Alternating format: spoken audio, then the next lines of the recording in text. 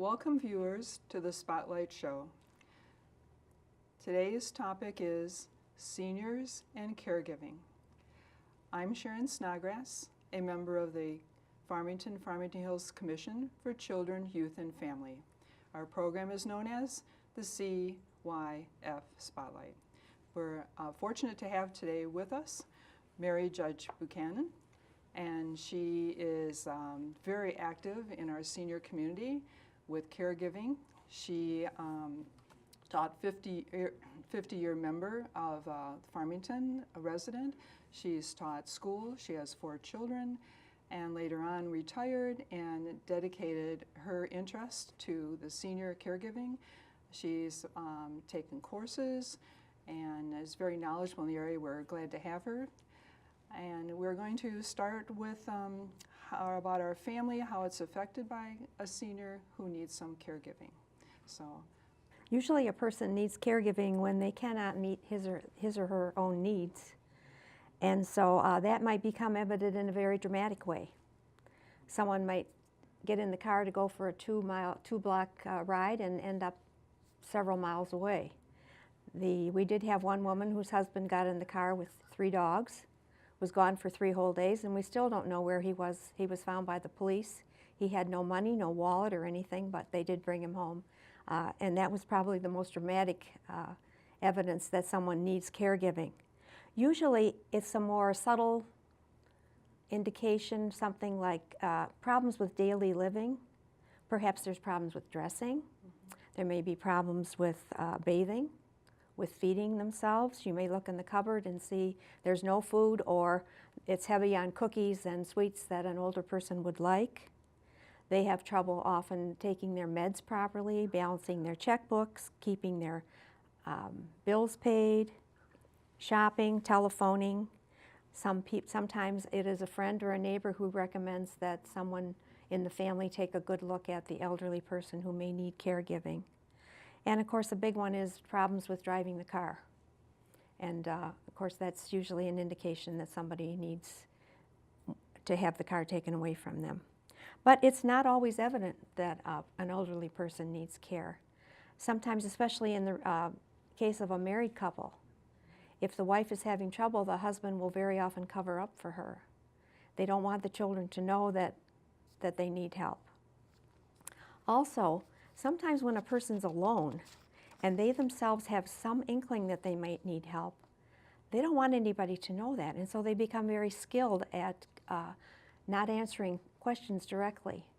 For instance, you might call and say, "Well, Mom, what'd you have for dinner tonight?" And she may say something like, "Oh, you know, the usual for today." Or, "What'd you watch on television last night?" "Oh, one of those police shows." So they become very adept at covering up with the fact that they might need some caregiving. And so it becomes, eventually it becomes evident that these people do need help, and then it's up to the family or the city or the church or someone to take this person under their wings. Caregiving can be complicated, especially if there's a second marriage and the children of one spouse don't particularly want their mother or father taken care of, mother, father, or man or woman that's ill. There may be problems with sibling rivalry. There's always problems with money. And so these are all issues that have to be resolved before a good caregiver is found. But once a caregiving situation arises, the first thing you have to do is make sure that the person is safe. And here in Farmington Hills, we have Nexel. People get on their email notices, and often we see a notice that a certain person of an age is lost or looking for them, and that is not unusual. And the next day it'll say so-and-so was found, you know, walking in the park. And a lot of those, the chief tells us, is that are people with some kind of memory issues or senior issues. But that is in our area, a very common thing. We have a very large senior population. That's true, that's true. But I'm talking about being safe in the home. Oh, safe in the home. Safe in the home. And there are a lot of steps that have to be taken to make a house really safe. One of the things that you have to do is kind of declutter. because people have to be, elderly people especially, have to be able to move quickly or at least safely through the household. And a lot of older people have miscellaneous old pieces of furniture that really serve no purpose, and they really become a detriment to people moving safely. And I would mention especially footstools. It's so easy for an older person to slip on a footstool. Or a rug. Or a rug. Or if the floor is glares, you know, if it's really highly polished. Or how about a pet? A pet would be another thing that you would want to take care of too. So you want to make sure that that person is really safe in the house. Stoves are often a problem. They turn the stove on and they forget to turn it off, and so that's very hard unless you're really on the premise. It's very hard to keep people 100% safe in their own home. There's just a lot of things that you have to be very conscious of. So I think decluttering is probably the most difficult and the most necessary if you want a person to be safe in their own home. Okay. Now there's also a difficulty if the caregiver lives out of state or out of the area, because then they have to rely on other people to give them information about their loved one that they're trying to take care of. And if there's a family situation where there's several children and they live in different parts of the country, they very often become somewhat unreasonable about their expectations of the caregiver. Because they're not there 24/7, they don't understand some of the situations that arise and how they have to be taken care of. I think that happens a lot with larger families. There's 2 or 3 siblings, and the ones out of state don't see the progression. That's right. But I don't know, how could the caretaker try to keep them all on tune with what the progression is? Because one hasn't seen mom for 6 months, and they go to see mom or dad, and they say, well, they were nice the day I was there for a half hour. That's but right. What can the caretaker do to keep them all connected?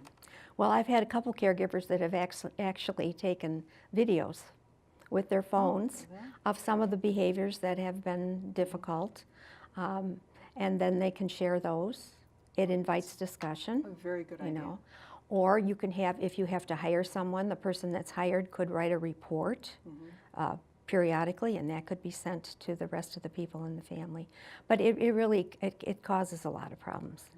And another thing happens, sometimes someone that's taking on the full-time job of caregiving actually quits working and stays in the home to take care of the person that needs caregiving. And the people that are not involved in it resent the fact that the person is in the home and maybe using a little bit of money that belongs to the caregiver, because they think that's their inheritance, and you know, they find that difficult. So we talked about providing a safe environment and how to do that, and it's certainly very necessary that you do that. Another thing that absolutely must be done, and we've talked about this a lot in the caregiver groups that I work with, you have to have some legal advice. You have to get all the things that may have been set up years ago, wills, trusts, things of that nature, you have to get those reviewed and make sure that the will is in order, that there's someone that has been appointed to be the executor, that someone has medical power of attorney, that there's a do not resuscitate order or not a do not resuscitate order.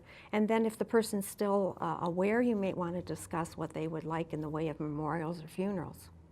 And that can be done when the person is still relatively cognizant of what's going on some of the time. One of the things that you mentioned there was really important, having been an attorney, is that if the durable power of attorneys were done 15 years before, you go to use the power of attorney and they say, well, don't you have anything more current? Right. So as somebody says, well, I did all my estate planning, I have it all set, but those particular documents really need to be freshened up. That's true.